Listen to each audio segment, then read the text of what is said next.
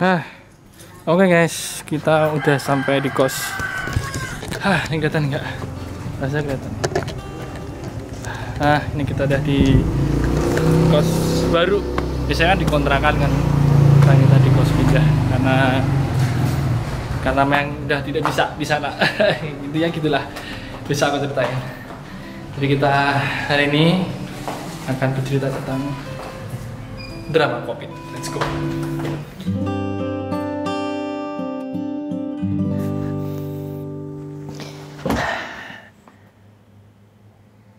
Yes, welcome again. Jadi, hari ini kita akan bercerita mengenai drama 2 minggu kemarin. Ya, aku nggak ada konten kan, yaitu drama COVID-19. Jadi, kenapa nih? Kok bisa kena, kok bisa... nggak expect gitu kan.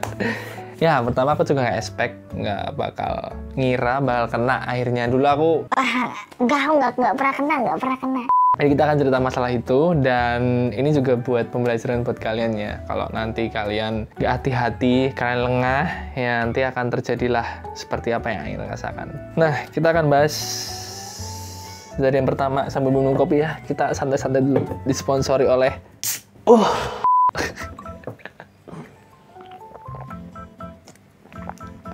Wah, gila. Ngopi online, guys.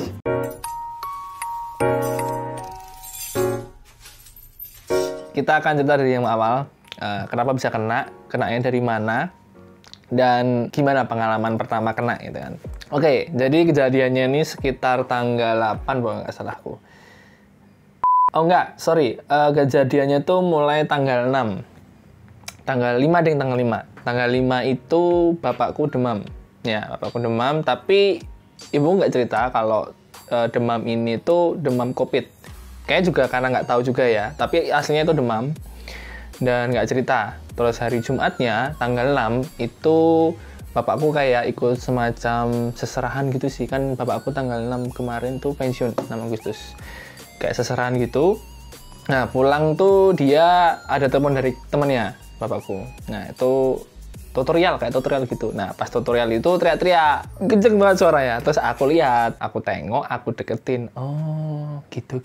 Tapi pas itu aku nggak ngerti kalau itu bapakku masih demam. Kukira itu demam biasa awalnya. Malamnya aku beli minum gitu kan, beli minum free meal. Nggak, tapi bukan masalah free mealnya, nggak. Sebelum minum tuh di sini itu udah mulai rasa radang. Wah, ini oleng guys gitu kan. Udah mulai kerasa nggak nyaman gitu kan. Habis itu aku tidur, aku bangun sekitar jam 11 buat gosok gigi sama sholat. Itu mulai terjadi sesuatu gitu kan. Ibuku ada di ruang tamu dan bapakku ada di kamar dan dia nggak pakai AC. Aku tanya, kenapa kok bisa gitu kan, nggak tidur di kamar gitu. Bapak demam, nggak mau pakai AC. Wow gitu kan. Wah, curiga kan. Kok makin parah demamnya gitu. Akhirnya, udah aku tidur balik kan. Nah, mulai malam itu udah mulai kerasa badanku pertama panas, kayak anget-anget gitu, dan ada nyeri dan pusing di sini. Dugaan pertama jelas COVID karena gejalanya mirip-mirip kayak COVID, demam, nyeri, agak sesak nafas. Nah, dan itu terjadi semua di aku. Pas aku cek SpO2 pakai ini sama pakai alat yang di sini, itu saturasinya agak turun di 85-an. Mentok tuh pertama pernah kena 85, terus naik turun 85, 90 sampai 90. Itu demam, mulai demam itu sampai 4 hari. 3 hari demam, dan di hari kedua itu kalau nggak salah hari Senin, hari Senin, itu demamku pernah sampai 39. Itu wah gila, hampir 40 guys. 39 derajat Celcius. Ya, panas. Sepanas Snapdragon 88 guys.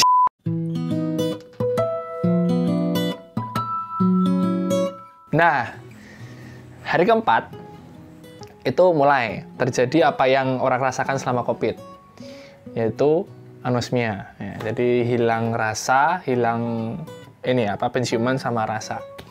Itu pertama aku deteksi pas aku mau makan lontong sayur, kan harus makan COVID. Kok lontong sayurnya nggak enak gitu kan? Kukira itu lontong sayurnya emang nggak enak gitu kan. Terus aku curiga. Terus aku pakai hand sanitizer. Biasanya kan hand sanitizer kan baunya kan nyegrak gitu kan. Kok bahasa nyegrak sih? Kuat, baunya kuat gitu kan. Aku gini.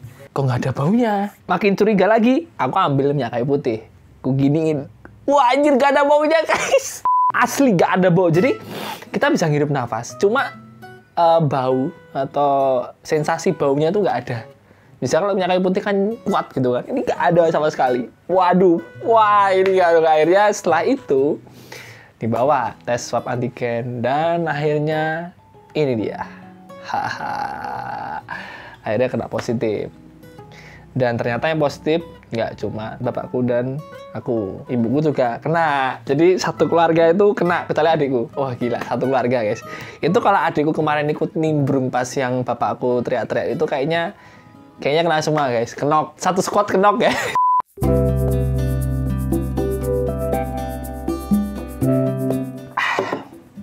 Akhirnya setelah itu udah positif COVID, akhirnya beli obat. Nah, obatnya ada 5. Apa sih aku lupa obatnya. Nah, obatnya ada paracetamol, terus vitamin D3, vitamin C, zinc sama acetylcysteine.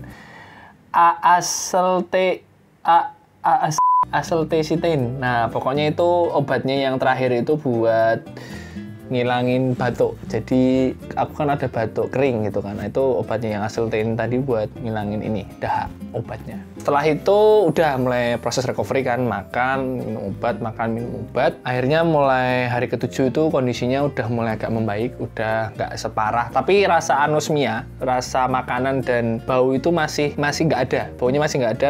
Makanan cuma terasa teksturnya doang. Kalian bisa bayangkan, makanan nggak ada rasa. Kalian pernah makan sop yang nggak dikasih bumbu? Rasanya kayak gitu. Kayak gitu, Cok, rasa ayamnya itu kayak gitu. Ya, ada tekstur dagingnya, tapi nggak ada rasanya. Seenak apapun makanannya. Itu siksaan, karena kita harus makan untuk proses recovery, tapi makanannya nggak ada rasanya. Jangankan itu, mie aja nggak ada rasanya guys, yang pakai bumbu. Ya, yang pakai literally bumbu. Mie itu nggak ada rasanya. Minuman sama, teh manis gula 3 sendok tuh nggak ada rasanya. Tehnya tuh ada dikit-dikit samar, tapi gak manis itu nggak ada. Yang masih ada rasa itu cuma pedes, tapi karena pedes bukan rasa ya. Di belakang itu masih ada rasa-rasa nyelekit pedes-pedes gitu, masih ada kalau pedes. Tapi kalau rasa lainnya asin, kecut, manis itu nggak ada.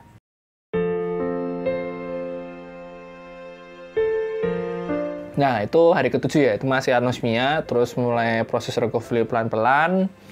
Dan di hari ke-10 itu udah mulai agak fit. Jadi waktu sebelum hari ke-10 tuh badanku masih lemas. Aku bahkan mau main sambil grinding ini tuh, wah nggak kuat. Kayak habis DBD, kalau pernah ngerasain DBD itu, rasanya lemesnya kayak gitu. Tapi nggak tahu tuh terjadi di semua orang atau nggak tahu. Tapi yang di aku kayak gitu rasanya lemes. Tapi pas hari ke-10 tuh udah mulai agak fit. Udah bisa bangun, terus bisa mandi, ke depan buat jemur, itu udah mulai agak fit. Terus obat-obatan masih jalan, tapi cuma beberapa yang tak tinggal. Kayak vitamin itu masuk, tapi kalau yang kayak acetylcysteine sama yang zinc itu udah nggak. Recovery-nya ternyata lumayan cepet recovery-nya. Itu udah SpO2 aku udah normal juga. Akhirnya hari ke-14 itu aku mulai tes swab antigen dan akhirnya negatif.